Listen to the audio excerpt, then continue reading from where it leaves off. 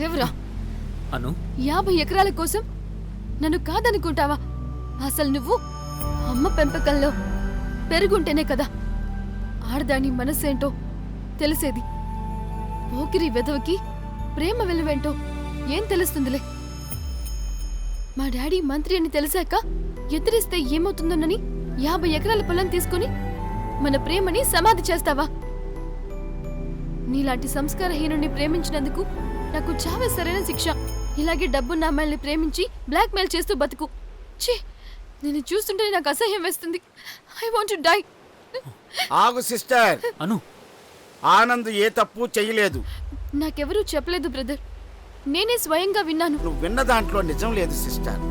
50 ఎకరాల భూమి అని విన్నావు గాని అది ఎవరిదో ఎక్కడిదో నీకు తెలుసా?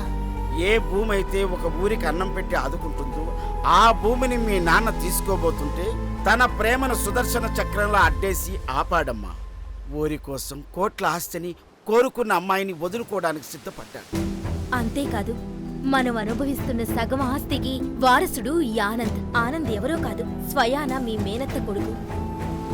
మీ నాన్న ఆ కుటుంబానికి చేసిన అన్యాయానికి బలై తల్లి లేని బిడ్డలా బ్రతుకుతున్నాడే. ఆ రోజు మీ మేనత్త చావు బ్రతుకుల్లో ఉన్నప్పుడు మీ నాన్నకు తెలియకుండా డబ్బులు పంపించాను.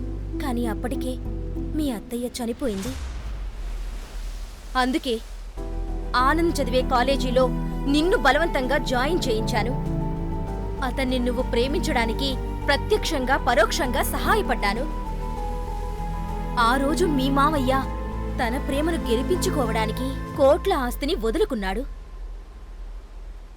అలాగే ఈరోజు ఈ ఆనంద్ ఒక ఊరిని బ్రతికించడం కోసం కోట్ల ఆస్తిని కోరుకున్న అమ్మాయిని కూడా వదులుకోవడానికి సిద్ధపడ్డాడే. ఈ ప్రపంచంలో ఇంతకంటే ఉత్తములైన తండ్రి కొడుకులు ఎక్కడా కనిపించరు. ఇక నీ ఇష్టం.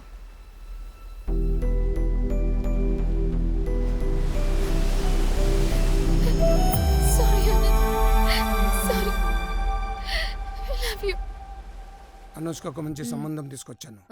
అదే అమ్మ అనుష్క, రేపు మన ఇంటికి నువ్వు కూడా విను. రేపు మన ఇంటికి పెళ్లి వారు వస్తున్నారు. పెళ్లి కొడుకు ప్రస్తుత హోమ్ మినిస్టర్, కాబోయే సీఎం కొడుకు.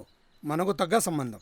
ఈ నెలలోనే నిశ్చితార్థంతో పాటు పెళ్లి కూడా జరిపించాలనుకుంటున్నాను. నేను ఆనంద్ని పెళ్లి చేసుకుంటాను డాడీ. వాడి అసలు రంగు బయట పడ్డాక కూడా వాడినే చేసుకుంటా అంటావా? తన అసలు రంగు కాదు డాడీ, మీ నిజస్వరూపం బయటపడింది. అదేంటే రాత్రికి రాత్రే నిర్ణయాన్ని మార్చేశావు? మీ నాన్నగారు చెప్పినట్టు మినిస్టర్ కొడుకునే పెళ్లి చేసుకోవచ్చు కదా. ఇక చావైనా బతుకైనా ఆనంద్తోనే.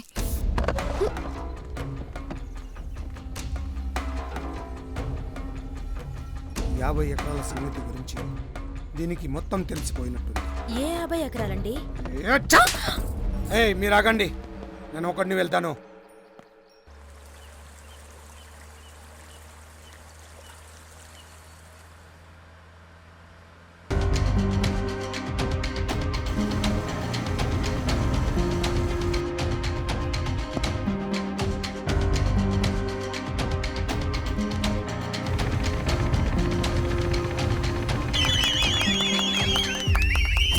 మొత్తానికి అనుకున్నట్లే మా ఎదలు ఎకరాలు కట్టేసినారండి.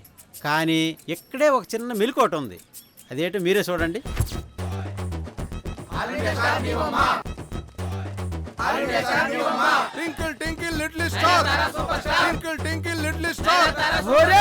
మీరే గెలిచినారు.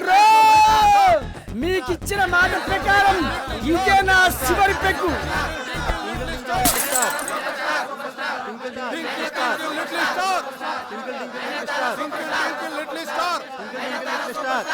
మనం అభిమానించే ఈ వ్యక్తుల విగ్రహావిష్కరణకు జిల్లా నలుమూలల నుంచి వచ్చిన ఈ యువతకి వందనం, అభివందనం. మీలో ఉండే ఈ ఉత్సాహాన్ని చూస్తుంటే నాలో ఆనందం సునామీలో ఎగసిపడే సముద్ర కెరటంలా ఉరకలేస్తుంది. మన అభిమానుల విగ్రహాలు కట్టాలన్న కోరిక ఈ రోజు మీ అందరి సమక్షంలో తీరుతున్నందుకు నాలో సంతోషం నిప్పంటించిన తారాజువలా నింగికి ఎగసిపడుతుంది.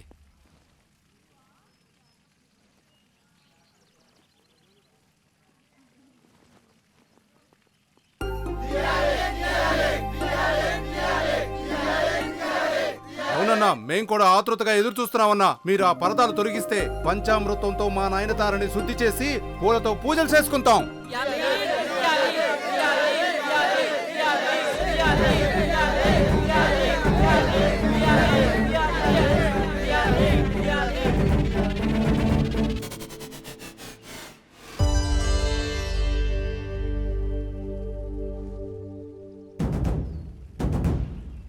ముందుగా మా నాయనతార ముసుగు తొలగించన్నా.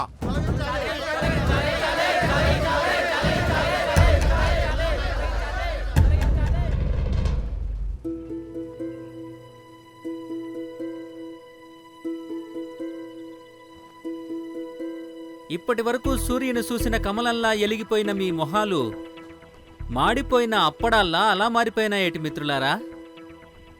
1000 వాలా పటాసుల్లా ఎగిసిపడిన మీ హృదయాలు గాలి తీసేసిన బెలూన్లా ఎందుకు ముడుచుకుపోయాయి సోదరులారా? అనుష్క విగ్రహం అనుకుని ఎంతమంది వచ్చినారు? అదే అన్నదాత విగ్రహం అంటే వచ్చేవాళ్ళా? సన్నీ లియోని విగ్రహం అంటే ఇంతకంటే ఎక్కువ మందే వచ్చేవారేమో. ఆ సైనికుడి విగ్రహం అంటే వచ్చేవారా? మనలో గల మంచిని మెడపట్టు గెంటేస్తాం, చెడుతో సావాసానికి ఎంపర్లాడుతాం. ఇది మన యువత యొక్క దౌర్భాగ్యం, ఈ దేశానికి పట్టిన దరిద్రం. ఏ ఊరుకోవా, వాళ్ళనే చూడడానికి వస్తారు. వాళ్ళు ఏమన్నా ఫామ్లో ఉన్న సెలబ్రిటీలా, పవర్లో ఉన్న పొలిటీషియన్లా? ఒకడు బతకడానికి వ్యవసాయం చేస్తుండు. రేయ్ ఆపరా! ఆ రైతు పండించిన పంటను తిని పొట్టను పెంచినావు గాని బుర్ర పెరగలేదురా నీకు?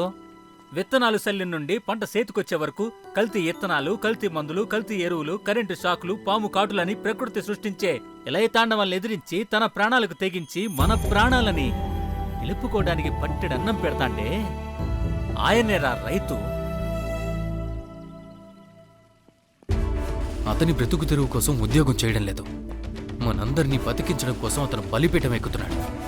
ఉద్యోగ బాధ్యతలు స్వీకరించిన మొదటి రోజు నుంచే కఠోరమైన శిక్షణతో రాటుతేలి నరనరాన దేశభక్తిని నింపుకొని ఏ క్షణాన ఎటువైపు నుండి వస్తుందో తెలియని మృత్యువుతో నిరంతరం పోరాడుతూ మనల్ని నిర్భయంగా నిద్రపుస్తున్నాడే అతడే సైనికుడు. నిత్యం మన కళ్ళెదుటే మెదలాడుతూ మనకు మెతుకునందించే ఆ మనిషికి పాలాభిషేకం చేద్దాం, పాదాభివందనం చేద్దాం. అమ్మ రుణాన్ని, అన్నదాత రుణాన్ని ఎప్పటికీ తీర్చుకోలేవురా. మన కంటికి కనపడుతూ మన ఊరిని రక్షించే రక్షక భటుడి దగ్గర నుంచి మనకు కనబడకుండా కంటికి రెప్పలా కాపాడే ప్రతి సైనికుడికి పాదాభివందనం చేద్దాం, పాలతో అభిషేకం చేద్దాం. తండ్రి రుణాన్ని, తనని కాపాడేవాడి రుణాన్ని తీర్చుకోలేమురా. ఈ సమాజాన్ని దారిలో పెట్టాల్సిన మన యువతే ఇలా శాతగాని సవటంలా తయారైతే ఈ దేశానికి దిక్కెవరు? ఈ సమాజాన్ని సరిదిద్దేదెవరు?